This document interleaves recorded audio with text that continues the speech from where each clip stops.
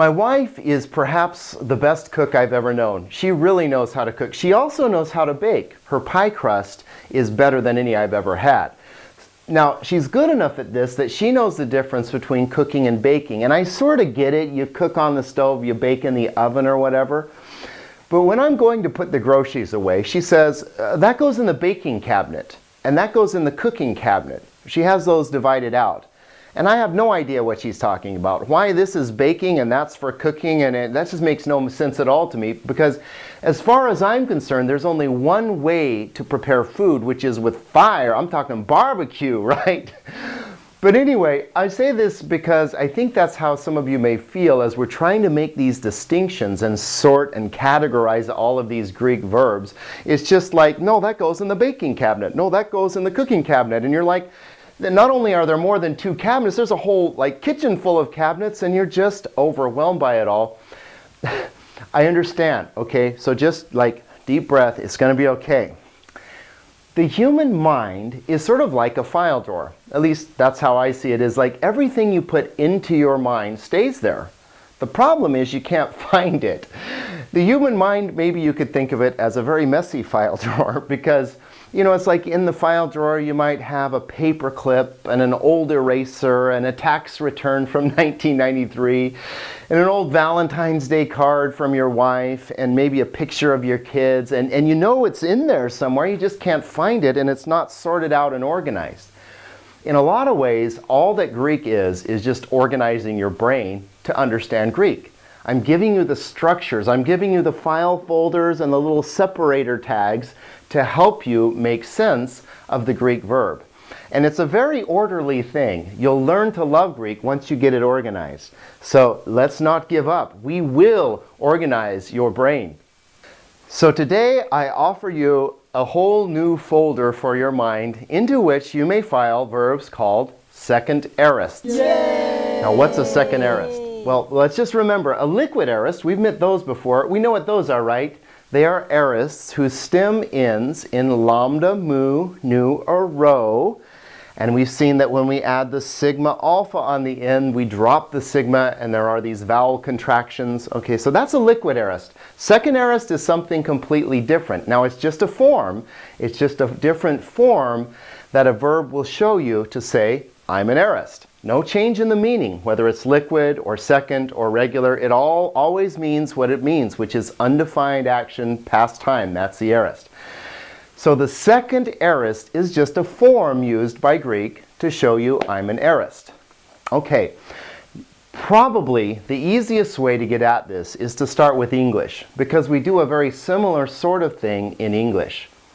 We have a regular way of putting things into the past time, right? So if I take a verb like, say, shop, and I want to make it past time, what do? I add ed to the end, right? Shopped. Or if I want to take a verb like play, and I want to make it past time, I add an ed to the end, played. That's a very regular way to show things are in the past. But now take a verb like go. Let's say I want to make it in the past time. I go. Now what if I go in the past? How do I say that? I almost said it there. Well, you know what little kids say? I goed to the store yesterday. And we go, no, little dumb dimwit, That's not, it's not I goed to the store, I went to the store. We correct them. Now we're correcting them, but really their assumption was perfectly logical. Go, make it past tense, you should just add an ed and it would be goed. But for some odd reason, go in the past is went. Why? Well, it's one of those things that just is, okay? Sometimes in English, a verb will just change its form to show you that it's going into the past. A less dramatic example would be, for example, the verb run. Run is present tense. If I want to make it past tense, runned, right? I runned over him. No, run becomes ran. So it's just one letter change, but do you see that the verb changed form to show you it went into past time? Okay, that's all a second aorist is. Rather than using the regular form that we've come to expect, the sigma alpha, right? That's a regular way to show you I'm an aorist. The second aorists use a stem change. Again, repeat for emphasis here. A second aorist is a verb in which the verb will change form to tell you that it's aorist. There will be no sigma alpha. It doesn't use a sigma alpha, it changes form. Now, I'll bet you could guess which endings we will use. The secondary endings, right? Because we're still in past time, right? And there will be an augment, right? But here's the deal. With the second aorists, because there's no sigma alpha, they wind up looking just like the imperfects do. But remember, with the imperfect, there is no stem change, right? It uses the present tense stem, the one you'll find in the dictionary. But with the second aorists, remember that the defining feature of the second aorist is that the verb changes when it goes into past time. So let's observe.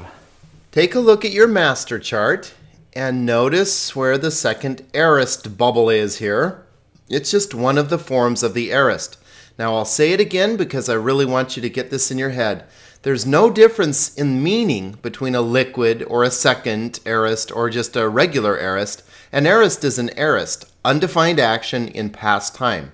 These are just three different forms of aorists that you will meet along the way.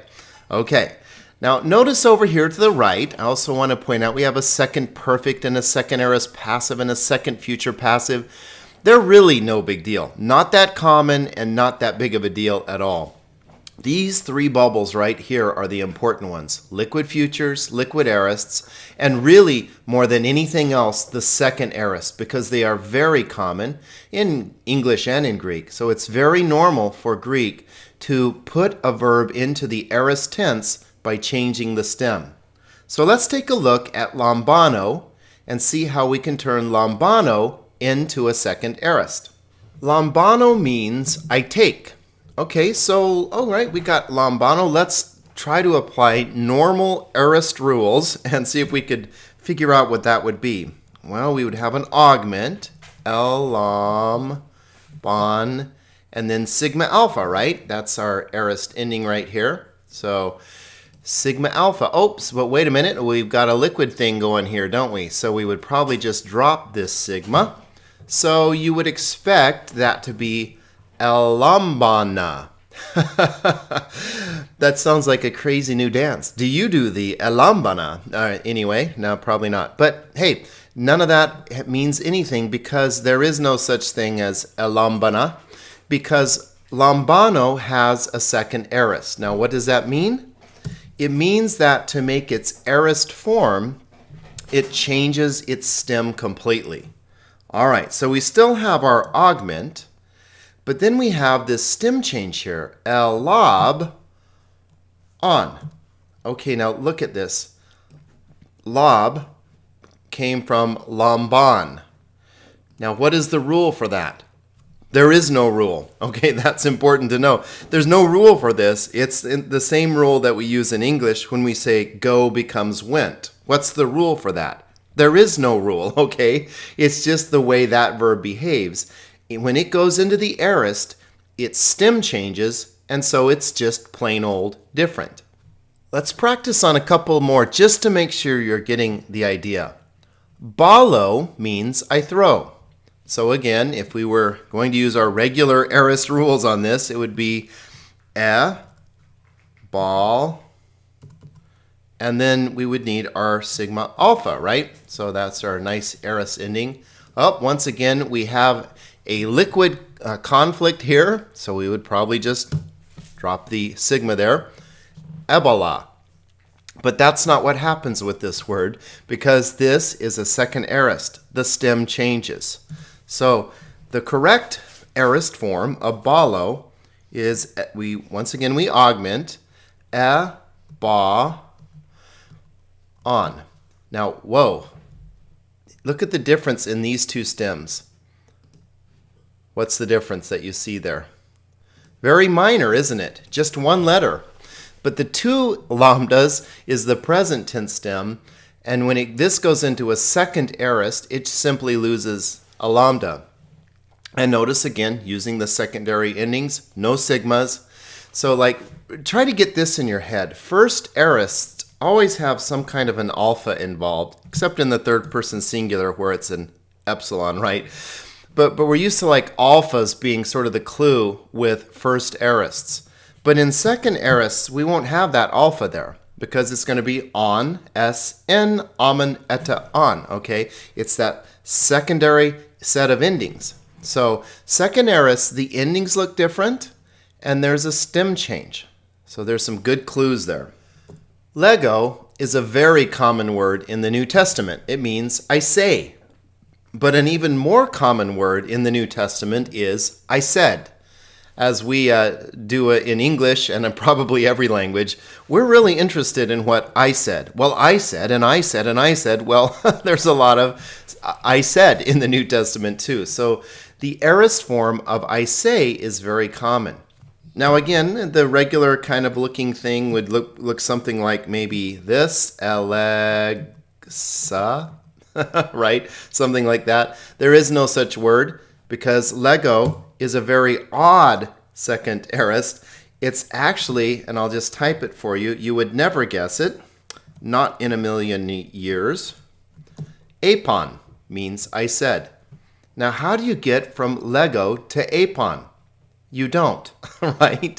That's why with the second aorists, you have to know both forms. Otherwise, just because you know Lego, you're reading along in the New Testament and you see this, you don't understand that they're the same word, but this is a second aorist.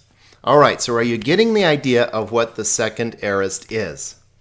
And one more thing I want to make sure that you see is that the aorist, the second aorist here, looks exactly like the imperfect, except for the stem change in the verb, okay? Because look at the endings. On, s, n, amen, eta, on. Amen, u, eta, amata, esta, anta. Well, same thing here, right? Exactly the same set of endings for the imperfect and the second aorist. So how will you tell an imperfect apart from a second aorist? Well, I've already said it, and I'm guessing you already could guess this, right? It's the stem change. In the imperfect, you'll have the present tense stem. In other words, the way it looks in the lexicon is the way it will look when you see it here. But with the second aorist, there will be a stem change. So lambano became elabon. But here it was just luo, and lu is still there, unchanged. So the imperfect, it's, remember, ongoing action, past time, it's like a present with an augment and secondary endings. The second aorist is an augment, a stem change, and the secondary endings. So learn to recognize these clues. In your workbook, you will find a list of second aorists that occur more than 50 times in the New Testament. These are important because they are very common, most of them. Let's just go through these. I want to show you how these behave. So we have, first of all, see up erchomai here? Erchomai, there are many forms of it. Erchomai in Greek just indicates motion, okay? So Greek will append prepositions to kind of give you the direction. So apa means away from, so ap, erchomai, I depart. But notice when it goes into the past here, when it goes into the aorist, ap eilthon. Erchomai here becomes eilthon here, which is really strange, but that's what a second aorist is. Strange, okay? Now we looked at balo here, which becomes ebalon in the second aorist. Gnosko, I know, also sort of speaks about us humans. We are know-it-alls, so this is pretty common too. I know in the second aorist is egnon. Now you'll notice the ending here is a little odd. Most of them, notice, follow this nice pattern on. There are a couple of oddballs. We're getting used to that idea, right, in Greek. Nothing is perfectly regular. It's language, after all. This is not a computer that cranked this out. This is people. So there's some loose ends and rough edges, okay? Well, here we go again. Erchomai. Notice erchomai, but here we have eis erchomai. Remember the preposition eis means into, so eis erchomai, I go into. And put it in the past, eis eilthon, just like we saw before. Erchomai becomes eilthon. Hey, here we go again. Remember we already looked at balo up here? Here we have ek balo. Ek means away from, out of, right? So ek balo, I cast out, I throw out, okay? And then we have this ex ebelon ending here, the second form. Okay, here we go, another form of erchomai. Are you seeing a pattern here, right? And I just got to say this about Greek. I think of it like Legos. If you can learn these basic verbs, you can see how they build on each other. Ex is like out, so ex erchomai, I go out, becomes ex eilthon in the aorist. And here's good old erchomai, just plain old, which means I come or I go. Motion again. Usually it just means I come. But it can mean I go, which I think that's funny that there's this word that means I come or go. To me, that's like sort of an important distinction. But here's the second aorist. Erchomai becomes eilthon. You getting the idea? They stem change. Okay, I'll just do a couple more here to point these out to you. Why don't we scroll on down here? Estheo means I eat. Ephagon, I ate. Heurisko, I find. Huron, I found. How do you get from here to there? It's a second aorist. There is no path except memorization. I have echo.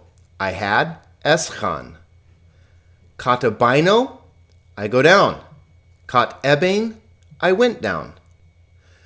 Lambano, I take. Elabon, I took. And of course, this is the one that we were looking at as we studied on the chart, the second aorist. We also looked at Lego, right? Which becomes apon. Don't worry about these little guys here. All in good time, my friend, all in good time. Horao I see, Adon I saw. Pino I drink. Epion I drank. Some of these are, close, but just a little different. See, we lost the new there. Pipto I fall. Epison, I fell. Here's another form of erchomai. Pros erchomai. Pros is to come toward, like come alongside, right? Pros erchomai, I come to. So pros eilthon is the aorist form. And finally, sun ago, I gather together. And sun agagon is I gathered together. All right, well, let's look at some of these in the wild, which is so much more fun, so much more dangerous and exciting. Anyway, here they are. Okay, John 1, verse 11, eis ta idia eilthen. Into his own things he came. Eilthen. Now we look at that verb there, and what would be the present form? He comes. Well, that would be erchomai. Remember, I say this is a very important verb. You'll see it all over the place. More actually in the aorist than in the present, but you'll see it both ways. Erchomai, I come. Eilthon, I go. Now here we don't have eilthon, right, but eilthen. Why eilthen? Because we're looking at our third person singular ending, right? So we're eilthen. He's talking about Jesus here, so into his own, he came. Eilthen, third person singular. And I'm not kidding you when I say these are common, because here we go, right in the same verse, par elabon is another second aorist. Elabon, and it's, remember, lambano, here we have par elabon. Now, you'll see that par elabon is not listed in the verbs used 50 times or more, because it's not that common, but lambano is I take, right? So elabon, I took, and it sort of makes sense that par elabon would be they received, they took, in a way, right? Okay? He came to his own, kai hoi idioi, his own ones, auton, him, u, par elabon. Okay, now what ending are we looking at here? Par elabon, this is third person plural, to match the they. His own ones, they did not receive. Okay, but the main thing I want you to see here is that that's a second aorist. If you try looking up par elabon or even elabon in the Greek dictionary, you won't find it, which is really frustrating. What you'll find is lambano, which will tell you, oh, I'm a second aorist, so in the aorist I look like this. That's why with these words, you need to know both forms to really have a good grasp of the words. In verse 42, as I said, okay, one of the most common second aorists in the Bible, he said, she said, it said, I said, we like telling what we said, right? We're really interested in that. But okay, in this case, it's talking about Jesus. Ha Jesus apen. Now, what's the present form of apen? How would you look it up? Not under apen, but under lego. Because the dictionary will always list the present tense. But when lego goes into past, it doesn't become elegsa or something like that. It becomes apon. It's a second aorist. Now here we don't have apon, but ape-in. See this? Ape-in. Why that ending? Hopefully you're starting to see these things. That's the third person singular right here. Jesus, he said. Third person singular. So now we're cooking. Or are we baking? And honey, do I put the basil in the baking or the cooking cabinet? And what is a second aorist? A second aorist, let's just remember, a second aorist is a verb that doesn't tell you it's aorist by adding sigma alpha. It says, hey, I'm an aorist, by changing the stem. And it winds up looking just like an imperfect, with the big exception that the stem has changed. All right, so don't despair. We will sort out that brain of yours. We will get it all organized. Soon we will be enjoying a feast of Greek understanding.